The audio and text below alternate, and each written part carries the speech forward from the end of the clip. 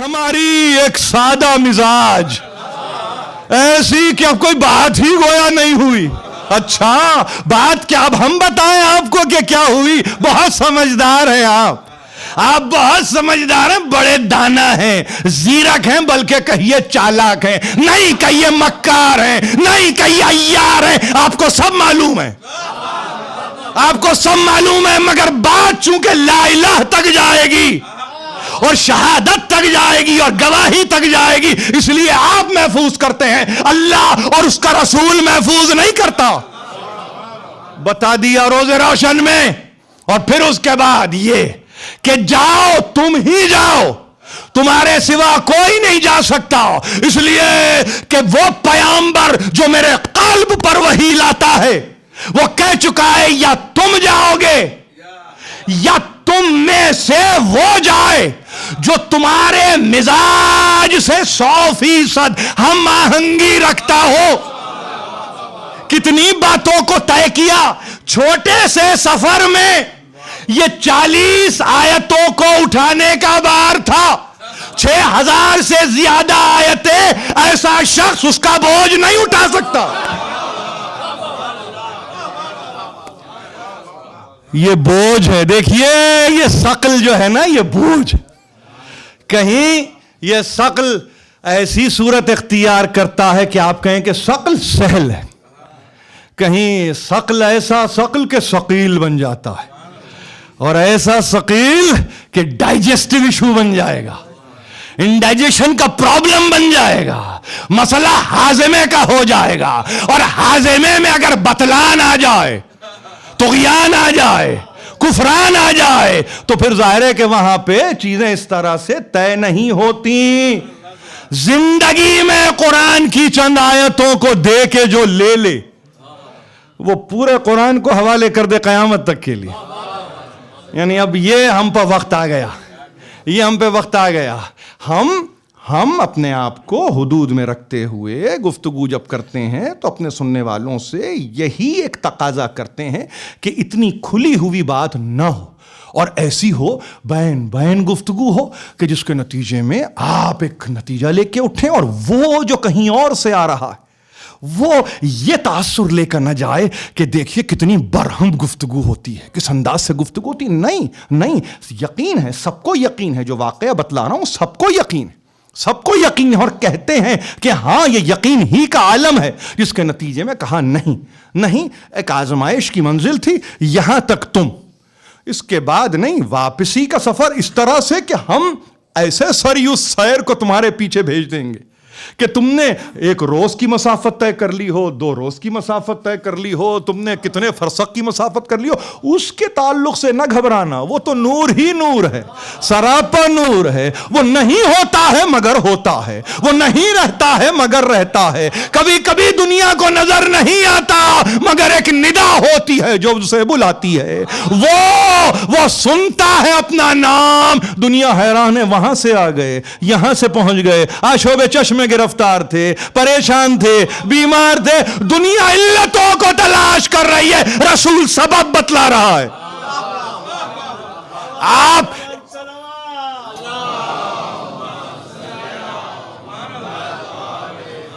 علتوں کی ماری ہوئی دنیا اسباب کو بھول جاتی ہے، اور وہ اسباب جس کا خالق مسبب الاسباب ہے. اور اگر صورت سبب میں علی ہے تو پریشان ہونے کی ضرورت نہیں ہے، اس لیے کہ وہی اس کا منشا اور یہی ان کی مرضی. ان دو کے درمیان وہ تنہا. اب ایسی تنہائی جس پہ افتخار ہے علی کو، ناز ہے علی کو، کسی کو ایسی تنہائی میسر نہیں آئی، کسی کو ایسی تنہائی میسر نہیں آئی. آج کی تقریر جس سمت پہ بھی جا رہی ہے بجا ہے، بے موقع نہیں ہے، بے محل نہیں ہے، مگر صرف عرض یہ کرتا ہوں ان قوتوں کے مظاہر کو جب آپ مجموع دیکھیں ایک علی میں، تو اس کے بعد اگر نسل علی نظر آ جائے تو فقط ایک بات جانیے کہ انہی قوتوں کے حامل ہیں جعفر صادق.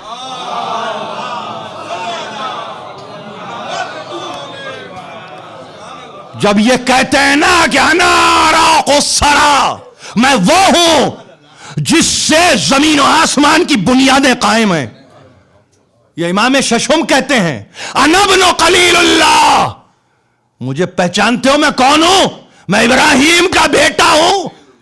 کوئی کہہ سکتا ہے 148 ہجری دنیا سے گزرے، 83 ہجری میں پیدائش ہو رہی ہے، 65 وگرنہ 68 برس کی عمر پائی ہے، طبعی عمر. کوئی کہہ سکتا ہے کہ میں ابراہیم خلیل اللہ کا بیٹا ہوں؟ محسوس یہ ہوگا کتنی نازیبہ گفتگو ہو رہی ہے، کیسی بے موقع گفتگو ہو رہی ہے. مگر یہی گھرانہ ہے، یہی گھرانہ ہے کہ محمد کہیں تو یہی کہیں، علی کہیں تو یہی کہیں، حسنین کہیں تو یہی کہیں. جب حسنین یہ کہیں تو صادقین بھی یہی کہیں گے.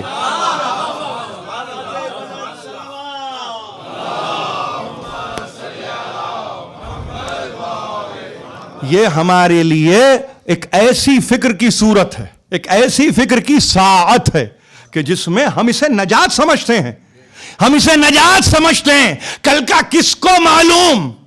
کون جانتا ہے کل؟ اور وہ بھی آنے والا کل.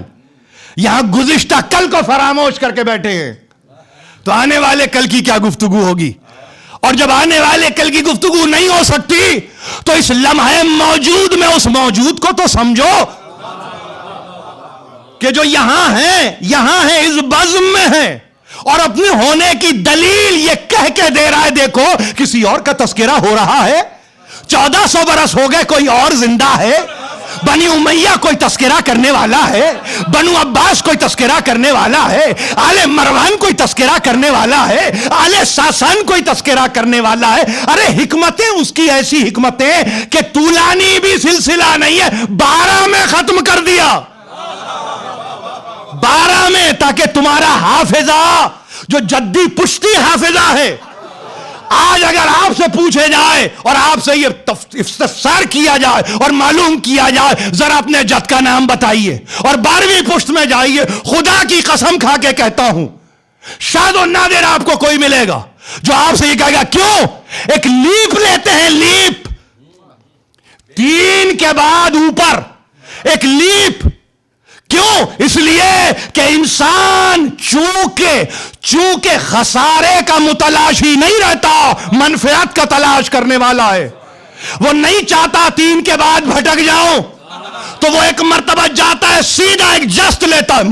میں موسیٰ بن جعفر کی اولاد سے ہوں، میں تقی جواد کی اولاد سے ہوں، میں مثلا میں حسین ابن علی کی اولاد سے ہوں. یہی صاحب تفہیم نے جب اپنا تعارف کروایا، خدا کی قسم اپنے پدر کے بعد کسی اور کا نام نہیں لیا، بس یہ کہا سید الشہداء کی اولاد میں ہوں. تو جہاں سید الشہداء اس طرح سے بچاتے ہوں، وہاں میں کسی اور کو کس طرح سے مبتلا کر دوں یہ کہہ کر کہ ان کا کوئی تعلق نہیں ہے. وہاں نام لینا ہی کافی سمجھتے ہیں، وہاں تنہا نام لے لیا اور یہ کہہ کے اپنے آپ کو متعارف کرواتے ہیں.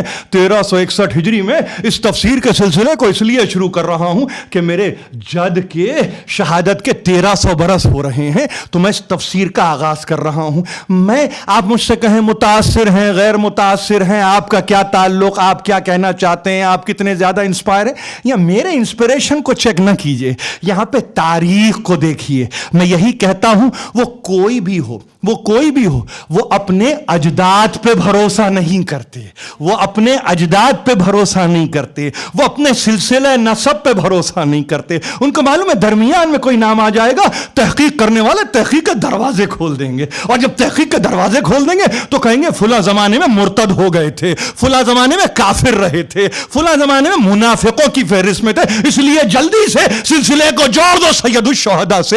اگر اس حکمت کو بھی کوئی دنیا نہ جانے اور اس سے بھی ناواقفیت کا اظہار کرے تو میں حیران ہوتا ہوں. دیکھیے آج ہم جس منزل پر ہیں یہاں سبھی تو جعفری بیٹھے ہیں، کوئی یہ تو نہیں کہہ سکتا تنہا میں جعفری ہوں اس لیے کہ میرے نام کے آگے جعفری ہے. نہیں، انہی کا صدقہ ہے کہ جس نے ہمیں سلیقہ دیا ہے زندگی گزار